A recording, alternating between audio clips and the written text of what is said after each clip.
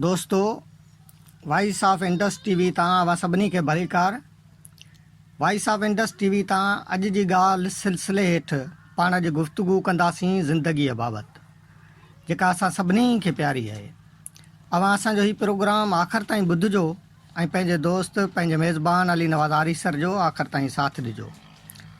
कॾहिं कॾहिं माण्हू थकिजी हार मञी वेही रहंदो आहे ऐं उहो एतिरो त मायूस थी वेंदो आहे जो को बि इंतिहाई क़दम खणण लाइ तयारु थी वेंदो आहे।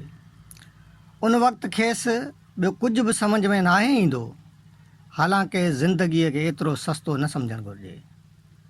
असांजी ज़िंदगीअ ते रुॻो असांजो हक़ु न आहे हूंदो, पर इन सां गॾु ॿियूं बि केतिरियूं ई ज़िंदगियूं लाॻापियल हूंदियूं आहिनि। उन्हनि मुतलिक़ बि सोचणु घुरिजे।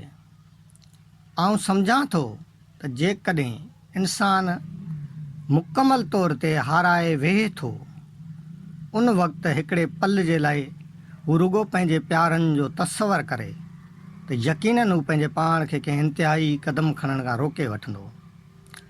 उन्हनि प्यारनि में को महबूब बि थी सघे थो, त वालदेन ऐं औलाद बि थी सघे थो।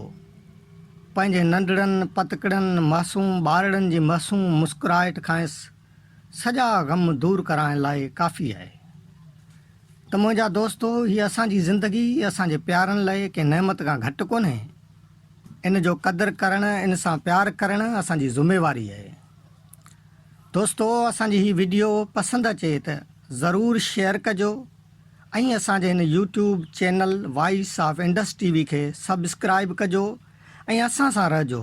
असां अव्हांखे ॿुधाईंदासीं ज़िंदगीअ बाबति सुठियूं सुठियूं ॻाल्हियूं, जेके ॿुधण सां केतिरा ई माण्हू ज़िंदगीअ सां प्यारु करणु शुरू कंदा, छाकाणि जो ज़िंदगी निहायत ई अनमोल आहे। उन जो क़दुरु करणु असांजे फ़र्ज़नि में शामिलु थिए थो।